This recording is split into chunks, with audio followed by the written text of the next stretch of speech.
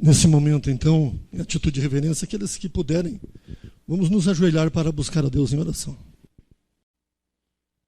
Soberano Deus, eterno Pai, estamos felizes porque Tu nos dás a oportunidade de nos achegarmos à Tua santa presença em nome do Senhor Jesus Cristo e pelo Seu sangue precioso.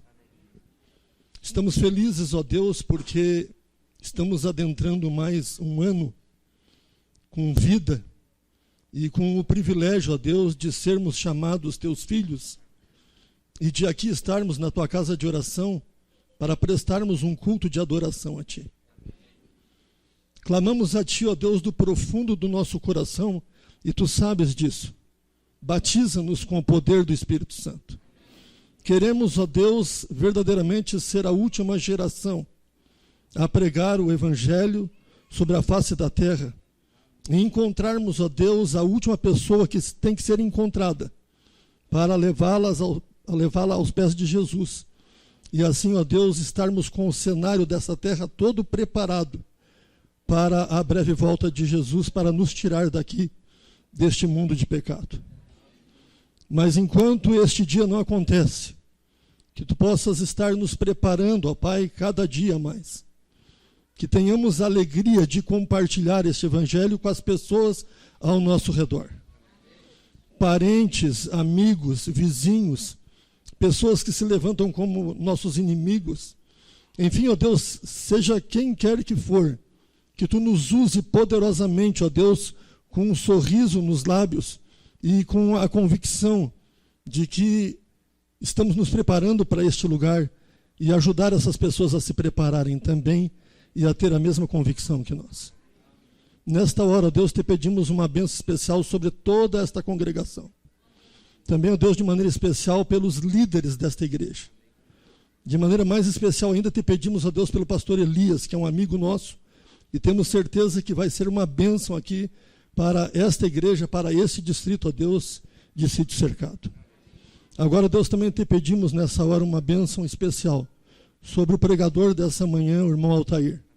Que Tu possas usá-lo, ó Deus, poderosamente, e que a Tua mensagem, ó Pai, venha de encontro com as nossas necessidades e possamos sair daqui nessa manhã revigorados e revestidos do Teu poder. É em nome de Jesus, ó Pai, que nós Te pedimos estas bênçãos. E é em nome dEle que nós já agradecemos. Amém, Pai. Amém.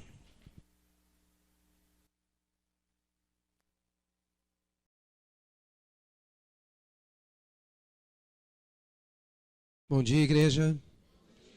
Todos na paz do Senhor nesta manhã aí, primeiro sábado de 2017. Se me perguntassem há 15 anos atrás, eu achei que nós não chegaríamos hoje. Você achou? Não parecia, né? Mas nós estamos aqui.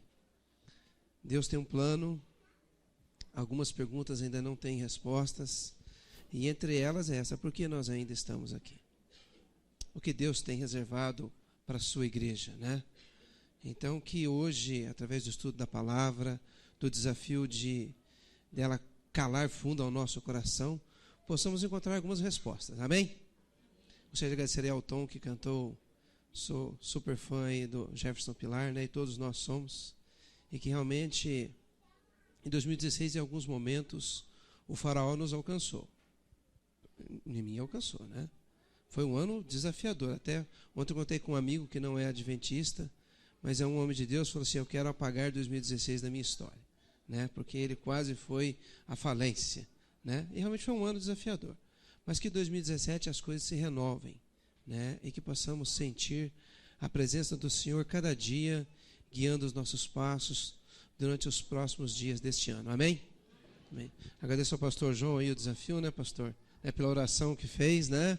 E pregar com o pastor aí não é fácil, não, né? O pastor da minha mãe, ela veio aqui acompanhar eu, achou o pastor aqui também, mas que Deus realmente possa nos usar nesta manhã, né? E o irmão Jair pelo convite, nós já somos amigos aí, temos um amigo em comum, e que não é o Senhor Jesus, ele também é em comum de todos nós, mas esse é em comum, que é o Tato, ou Edson Messias, um homem que Deus tirou de uma situação bem difícil e o colocou num caminho apertado que conduz à vida eterna. Amém? Queria dispensar vocês dois, acho que vai ficar mais fácil, né? E vocês podem ficar com as famílias aí. E nós, a partir desse momento, vou convidar a igreja a fechar os olhos e voltarmos na história da humanidade há 2.600 anos atrás. Lá para o Oriente Médio, e nós vamos transitar entre a terra de Israel e a Mesopotâmia. A terra de Israel ainda habitava as últimas 2 tribos que sobrou da nação de Israel um dia. Sua capital era Jerusalém, e na Mesopotâmia havia um rei, não só um rei, um sacerdote, chamado Nabucodonosor. Ele já tinha feito algumas incursões militares em Israel, levado alguns cativos. Os historiadores e estudantes da Bíblia dizem que em todas as excursões que Babilônia fez em Israel, levou cativo mais de 10.000 pessoas. É gente pra caramba, né? Para ser escravo em uma terra estranha, né? Nós temos um hino que fala que nós somos forasteiros e também estamos numa terra que não nos pertence.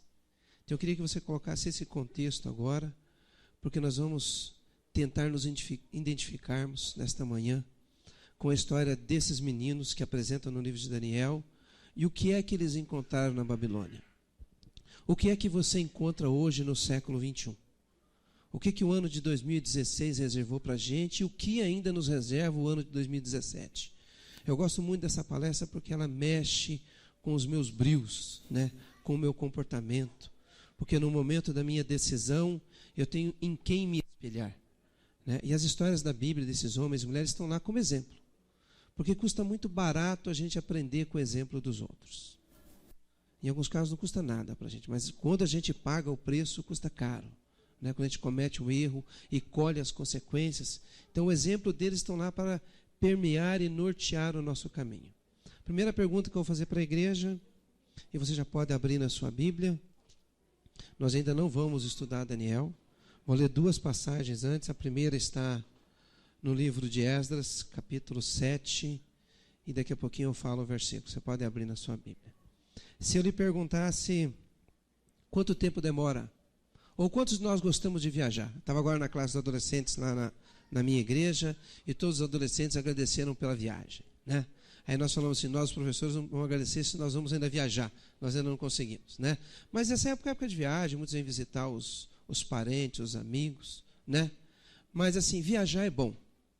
Agora a viagem que Daniel e seus amigos, os outros 9.999 aproximadamente fizeram, entre Jerusalém e a Babilônia, lá na Mesopotâmia, não foi uma das melhores viagens. Primeiro porque era uma distância em linha reta, 900 quilômetros, mas eles foram procurando oásis. Nabucodonosor tinha um grande exército para retornar da guerra, né? Quanto tempo você imagina que gasta para fazer a pé, você levando alguns cativos consigo e mobilizando todo um exército, 100.000, 120.000 homens, voltando da batalha? Porque Daniel está fazendo o caminho de Jerusalém para a Babilônia. Quanto tempo de caminhada?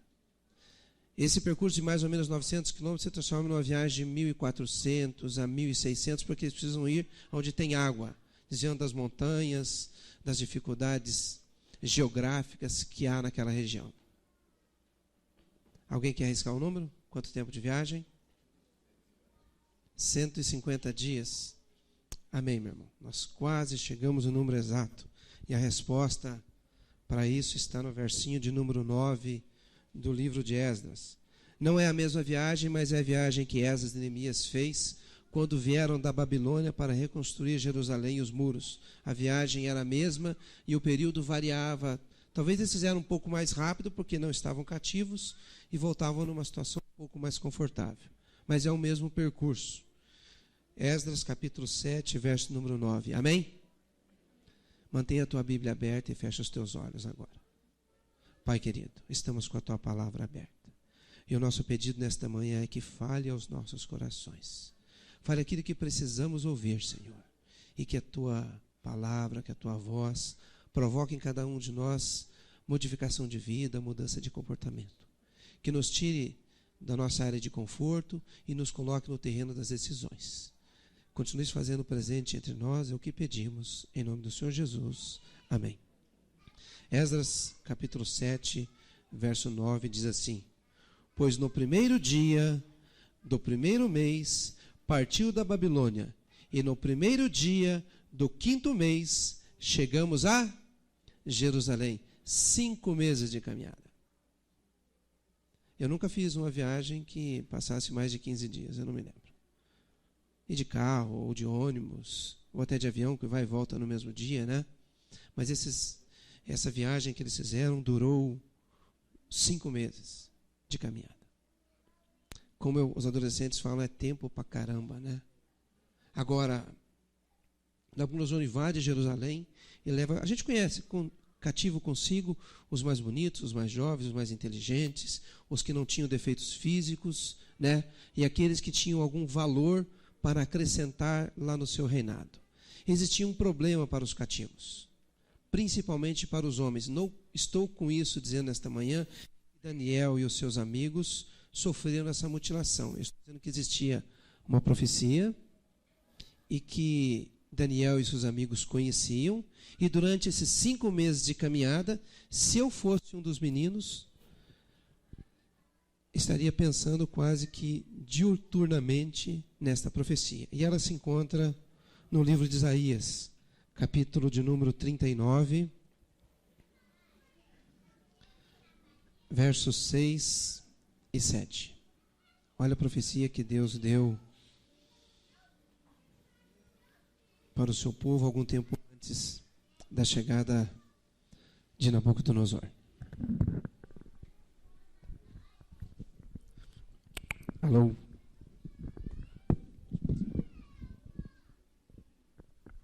Ok, agora ficou melhor, né? A bateria sempre deixa a gente na mão mesmo. Muito bem. Isaías 39, 6 e 7, na nossa Bíblia diz assim: E eis que virão dias em que tudo quanto houver em tua casa, com o que entesouraram os teus pais até o dia de hoje, será levado para a Babilônia. Não ficará coisa alguma, disse o Senhor. Aí vem o verso número 7, que é um dos chaves desta manhã. Dos teus próprios filhos, que tu gerares, tomarão para que sejam eunucos no palácio do rei da Babilônia. Veja, irmão, uma viagem de 5 meses. Jovens, Daniel tinha 16, 17 anos.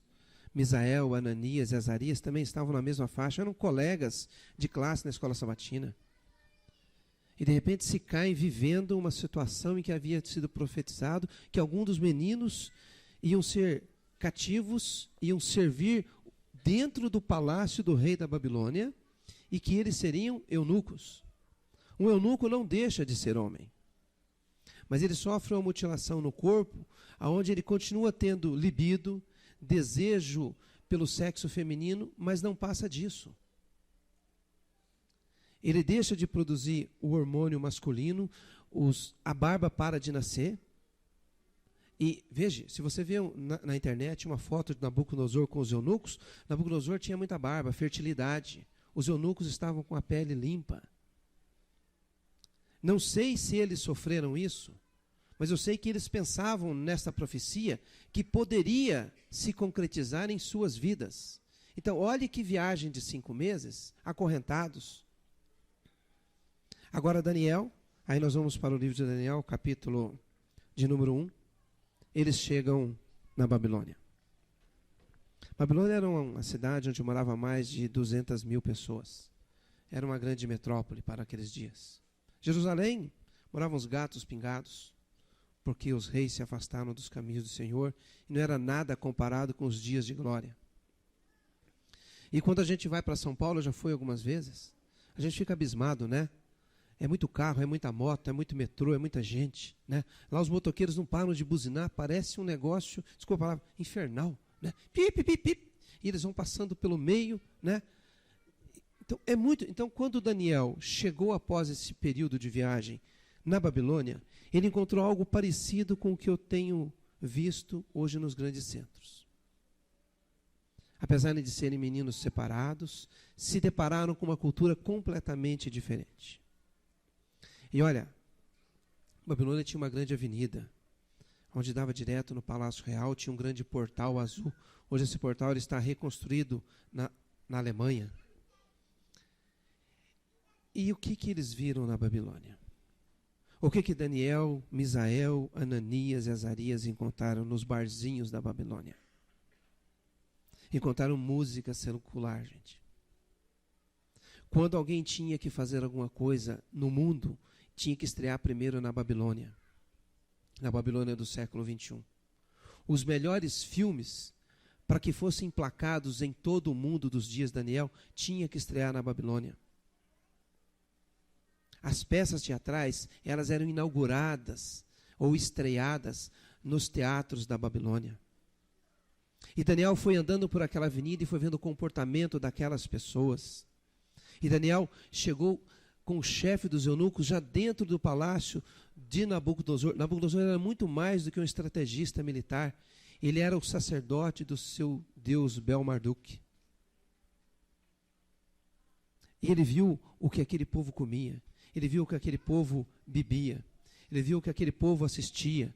Ele viu o que aquele povo ouvia na música. O que tenho eu ouvido nos meus dispositivos eletrônicos? Aonde está a estação de rádio do meu carro que está sempre sintonizada? E ele viu aquelas coisas. E ele, no capítulo 1, verso 8, tomou a decisão que normalmente a gente acha que foi só ligada à alimentação, mas essa decisão não foi ligada somente à alimentação. Ele já havia visto muita coisa que ele não tinha gostado.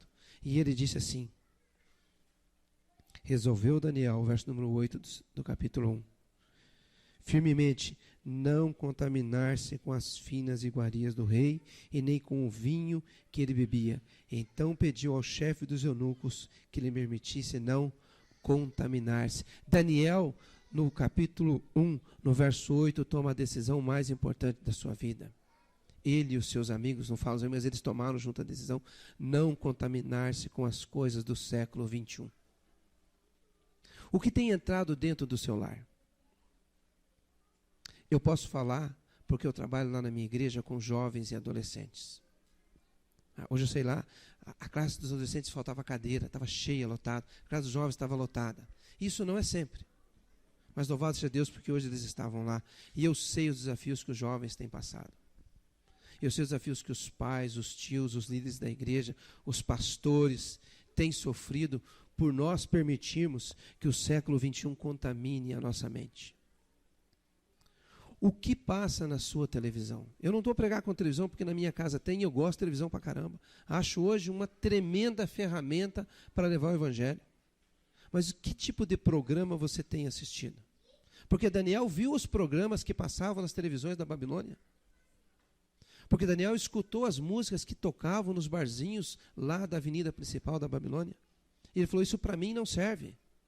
Isso para mim eu não quero. Decidi firmemente no meu coração não contaminar-me com as coisas do século 21. Hoje nós somos o primeiro sábado do ano de 2017. Alguns dos nossos projetos estão sendo reelaborados, estão sendo reinventados porque em 2016 não deu. Né? Vamos estudar mais a Bíblia, né? Vamos dedicar mais tempo para nos relacionarmos com Deus. Então vamos dedicarmos tempo e resolvermos o nosso coração. Em 2017, nós firmemente resolvemos não nos contaminarmos com as coisas do século 21. Amém? Segundo ponto, e vou falar da minha classe, né? E isso serve de alerta para os adolescentes, alguns que são um pouco mais mimados, e para pais que têm se tornado muito amigos dos nossos filhos. Esse dia um pastor falou num programa para jovens lá na minha igreja que o problema dos pais do século, da geração pós-moderna, é que nós nos tornamos amigos dos nossos filhos. Olha só, nós não fomos chamados para sermos amigos dos nossos filhos, nós fomos chamados para sermos pais e mães. Porque quando você é amigo, você tem dificuldade de falar não. Olha só. O pai vem, porque o não educa. Então eu tenho pais na minha igreja que estão endividados para fazer gostos de adolescentes e juvenis mimados.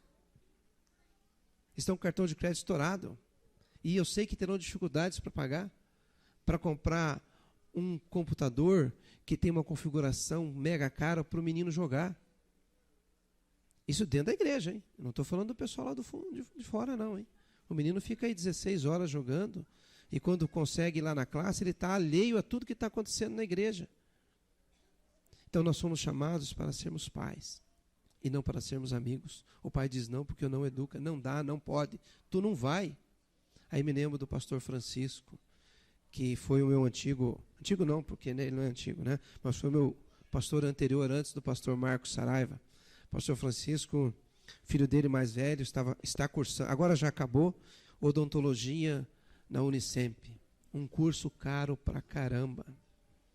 Pastor, com as suas limitações financeiras, pagava do seu salário 50% do custo da faculdade de odontologia no Unicamp, e os outros 50% ele fez um belo financiamento no nome do filho, assim que ele se formasse, ele ia pagar, né? Eu acho bem equilibrado. Mas um dia o Wilson chegou em casa, conheceu um pessoal lá, alguns da igreja, falou: pai, vou morar sozinho, né? Já estou aí com 21 anos, estou aí no 4º período de odontologia, né? Eu já tenho um carro. Ele imaginou que ele tinha um carro, né? Então decidi, pastor, nossa, que maravilha, essa é a notícia que eu estava esperando, né? Pastor Francisco, um homem assim, simples, mas poderoso, chegou lá, pegou o carnê, o boleto da faculdade, o carnê do carro, e falou para ele assim: que Deus te acompanhe. Aí ele falou: pai, eu acho que eu vou pensar um pouco mais. Né? Você entendeu? Você tem que falar não, gente. Camarada mora dentro do teu teto. Tem que ter limites. E louva a Deus porque minha mãe me deu limites. Tá? Então foi essas coisas que Daniel percebeu. E falou: isso não vai servir para mim. E se eu olhar o último verso do capítulo 1, e com isso a gente vai entrar na parte mais eletrizante da história, eu acho que é o único texto da Bíblia onde começa a história de um personagem e mostra o último dia que aconteceu com ele. 70 anos depois, Daniel não é mais um jovem de 16, 17 anos, já é um senhor de 90 anos. E diz o verso 21, Daniel continuou até ao 1º ano do rei Ciro. Gente, Daniel resolveu no verso número 8 não se contaminar com as coisas da Babilônia. 70 anos depois, continua Daniel lá servindo diante do palácio do rei. Se passaram por aí pelo menos 4 reis, 2 impérios, e Daniel continuava ali, ó, firme na batuta, aconselhando o rei. A decisão do verso número 8 permeou os outros 70 anos de cativeiro. Uma decisão mudou a história dele, ou confirmou o comportamento desse jovem. Gente, não é porque todo mundo está ouvindo que eu vou ouvir. Não é porque todo mundo está cantando que eu vou cantar. Não é porque todo mundo está bebendo que eu vou beber. E foi isso que Daniel, todo mundo aqui bebe, todo mundo fuma, todo mundo cheira. Gente, os nossos jovens todos os dias recebem convites para cheirar. Todos os dias que saem da fora da nossa proteção da igreja e da família. Todos os dias, não se iluda com isso. E ele precisa ter exemplos como o de Daniel. Eu, Daniel, resolvi firmemente no meu coração não me contaminar com as coisas do século 21. E vou ficar em pé durante mais 70 anos. Vai trocar prefeito, governador, presidente, mas está lá Danielzão, primeiro-ministro. Ninguém toca nele. Por quê? Porque ele era bom, gente. Se Daniel fosse ruim, você acha que Dario queria ele junto? Você acha que o neto de Nabucodonosor queria Beltesazar? Queria Daniel? Não queria, mandava ele embora. Não estamos aqui. Nosso prefeito acabou de assumir, teve um problema aí. Não trocou todo o secretariado? Daniel não era trocado, gente. Daniel ficava lá, firme como uma rocha. No capítulo número 2, nós temos o sonho da estátua. Eu não vou falar da estátua, mas vou falar o que aconteceu 9 anos depois que Nabucodonosor sonhou com essa estátua. Porque entre o capítulo 2 e o capítulo 3 nós temos um espaço de 9 anos. Capítulo 2, Daniel interpreta a visão. E fala um negócio que para Nabucodonosor não foi bom. Falou: Nabucodonosor, tu és a cabeça de ouro. Extraordinário. O teu reino igual ao teu nunca mais não vai ter mais na história do mundo. E aquelas palavras engrandeceram o coração de Nabucodonosor, porque como todo rei gostava de ser mimado. Mas o teu reino vai passar. Vai vir um reino inferior ao teu, mas também muito poderoso. E essas palavras durante 9 anos incomodaram Nabucodonosor. E um dia ele resolve fazer uma imagem, toda de ouro. Não pode ser só a ponta, tem que ser inteira de ouro. Meu reino não vai passar. E nós sempre, quando falamos desta imagem, nós nos lembramos da estátua. Mas a estátua é uma do capítulo 2 e esta imagem é outra. Não é a mesma coisa. Quer ver? Verso 1 do capítulo 3. O rei Nabucodonosor fez uma imagem de ouro que tinha 60 côvados de altura e 6 côvados de largura. Levantou-o no campo de Durã, na província da Babilônia. Por que não é a mesma imagem? Porque não para em pé, gente. A primeira estátua tinha os traços ou as dimensões de um corpo de um homem. Certo? Esta não tem as medidas. 60 côvados de altura dá aproximadamente 30 metros de altura. E 3 côvados dão apenas 3 metros. Não tem como parar isso em pé.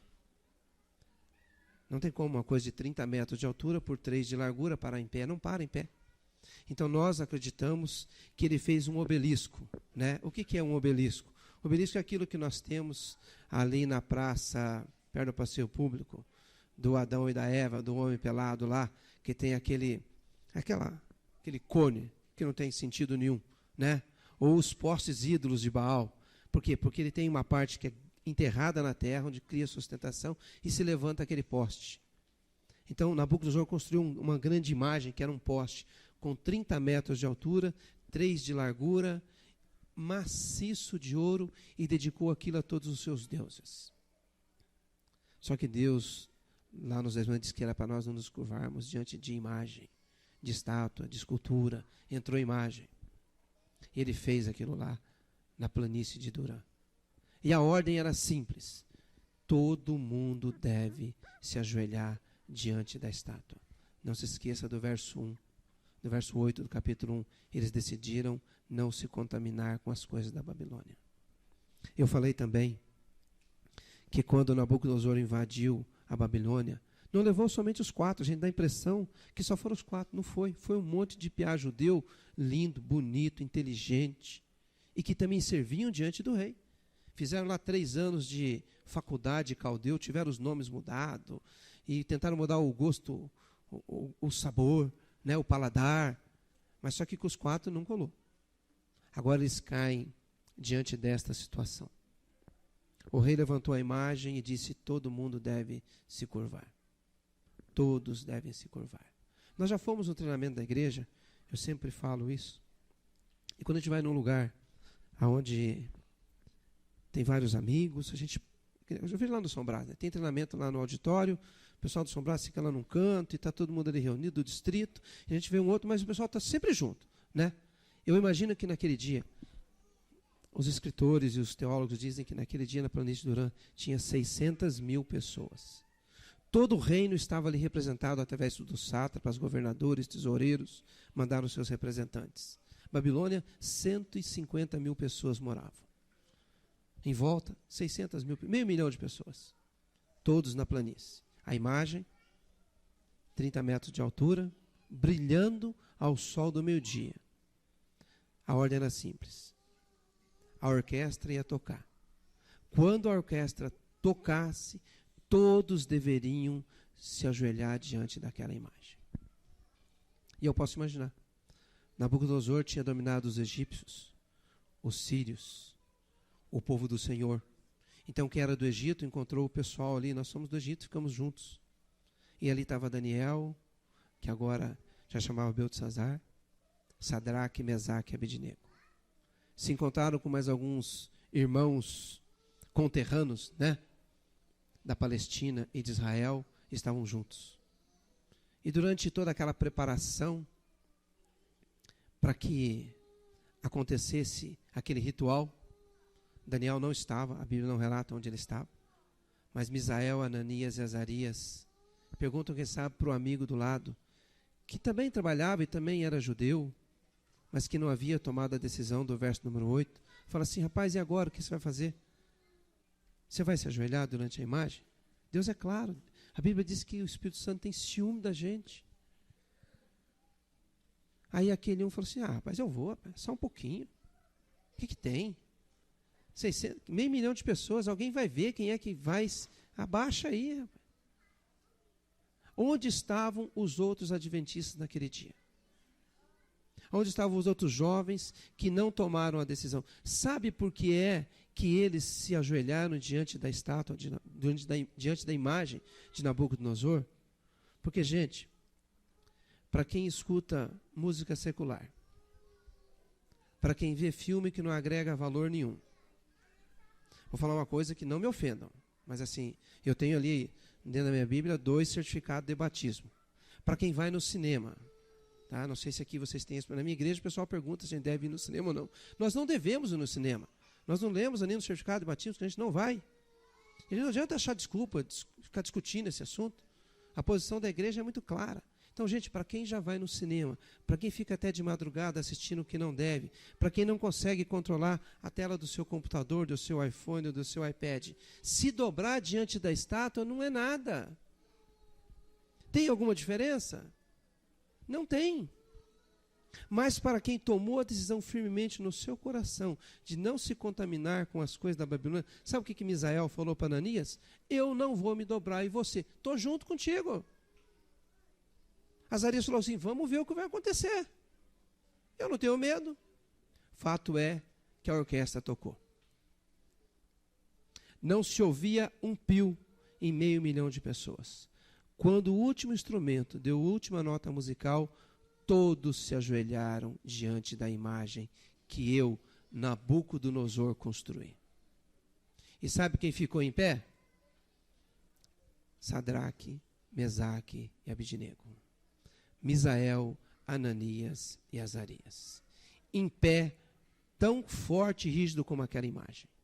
Não se dobraram. Os outros irmãos e jovens adventistas que estavam em volta, todos se dobraram. Todos. A ordem que Nabucodonosor deu é que não era conversa, era para jogar na fornalha de fogo ardente. Mas quando as autoridades competentes viram que era Sadraque, Mesaque e Abidnego, não tinha como. Porque eles eram amigos de Daniel.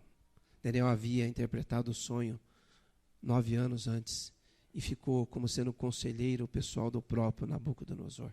Falou, não, para aí. Também, esses não são qualquer um. Vamos falar com Nabucodonosor. Você conhece a história. Eles foram colocados na sala do trono do Todo-Poderoso. E sabe que Nabucodonosor falou assim, meninos, o que está acontecendo? Vocês ajudam eu aqui o dia inteiro, deixam as coisas organizadas aqui, tudo aqui funciona perfeitamente, vocês são extraordinários, mas vocês não entenderam o que eu falei para vocês, que é para todo mundo adorar a imagem que eu, Nabucodonosor, construí? Eu não consigo agora mais trazer aqui a orquestra para tocar, mas eu tenho uma banda. E faz o seguinte, se vocês quiserem ir para casa, pensarem um pouco sobre o assunto, olhe bem como Nabucodonosor ainda tinha um apreço por esses meninos. Vocês podem ir lá e pensar. Vocês pensem, voltem aqui, eu coloco a minha banda para tocar, vocês se virem para onde está a imagem e vocês só se abaixem. E vai ficar o quê? O dito pelo não dito. E agora vem uma das respostas mais lindas que um jovem adventista pode dar quando ele se depara com as tentações do século 21. Respondeu, versinho de número 16, respondeu Sadraque, Mesaque e Abidnego, ó rei, ó Nabucodonosor, quanto a isso não necessitamos te responder.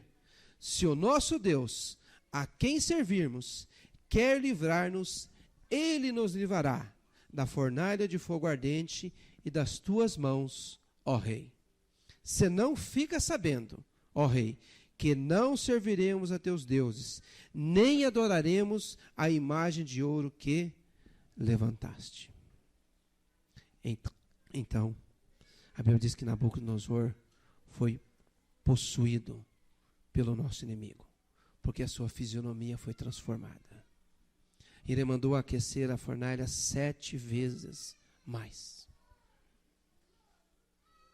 Sabe o que eles queriam dizer com isso? Para a gente tanto faz. Tanto faz. O fato é que nós não vamos adorar a imagem e aos teus deuses. Você já conhece a gente, nós já estamos aqui há mais de 10 anos trabalhando junto. nós não vamos adorar a imagem que você levantou, e nem os teus deuses. E se o nosso Deus, a quem nós servimos, quiser nos livrar da fornalha ardente e das tuas mãos, Ele pode nos livrar. Mas se Ele também não quiser, para mim não tem problema nenhum.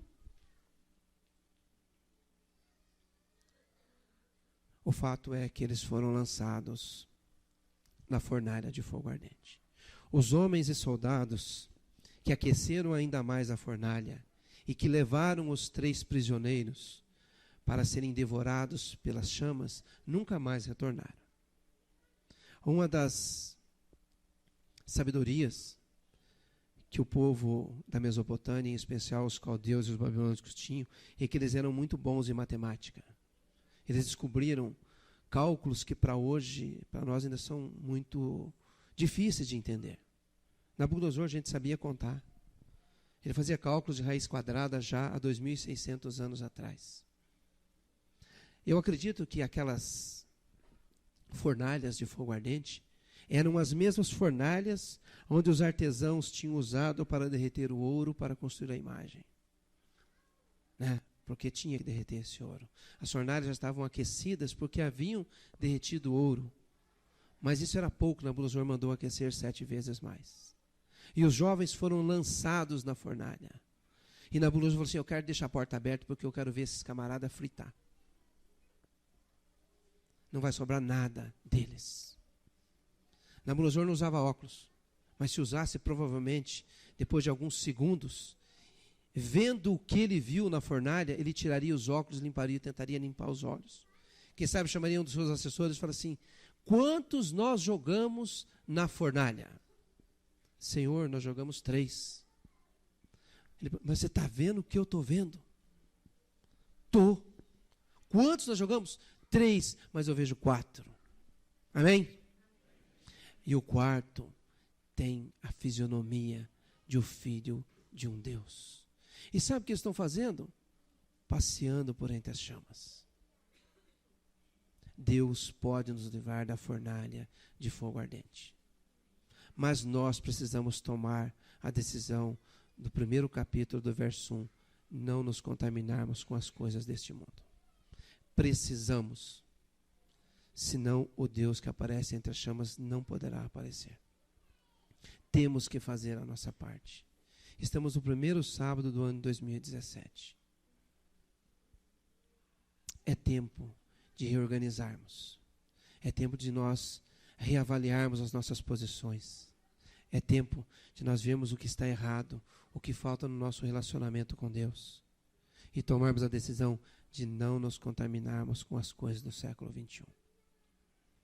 Porque dias terríveis se levantam diante de nós. Não tem ilusão de que agora 2017 vai ser um mar de rosas. Não vai. Não vai. Não vai. As tentações vão continuar chegando com mais intensidade. Tem um canal de televisão, já que nós falamos de televisão, né? Quero usar só para contextualizar, que está passando o programa e de vez em quando vem uma propaganda no meio da programação. Vem, aparece, some, bem rápido, né? Para que todo mundo consuma aquele produto daquela propaganda. Algum tempo atrás, tinha uma propaganda desse chocolate que chama batom, né? Lembra que falava assim, compre batom, né? E hoje sabe o que o inimigo fala para assim, use um pouquinho, assista um pouco. Não tem nenhum problema, gente. Quando Sadraque, Mesaque e Abednego responderam para Nabucodonosor que Deus poderia livrá-los da fornalha de fogo ardente e das unhas do rei, sabe o que ele estava dizendo? Você pode mudar o meu nome. Você conseguiu mudar o nosso nome. Você tentou mudar o nosso paladar. Você tem tentado mudar a maneira de eu pensar, mas os meus joelhos não mudarão. Os meus joelhos não servirão aos teus deuses. Fica sabendo, ó rei. Como tenho eu me comportado diante dos deuses que têm aparecido no meu caminho? Tenho sido como os outros meninos judeus que estavam ali e se dobraram? Porque eles estavam ali. Eu falo para minhas adolescentes lá, para a menina que usa o batom forte, gente, vai se dobrar diante da estátua, não tenha ilusão com isso não. Esse dia foi uma cantar lá que, pelo amor do guarda-belo, né? Os mais antigos sabem quem era o guarda-belo, né? Sabe? É verdade, o pessoal da velha guarda, eu lembro. Gente, o batom dela estava mais vermelho do que a roupa do Noel aí, que a gente viu um monte aí. É certo? Não é certo. Pessoas como essa se dobram diante da estátua. Não se iluda, não brinque com o inimigo. Porque quando nós formos burilados no fogo, poucos sobreviverão. E que em 2017, na sua e na minha vida, Deus possa fazer uma mudança. Eu posso falar, Senhor, isso não serve para mim. Sabe por quê? Porque vou morar contigo por toda uma eternidade. E teremos a eternidade para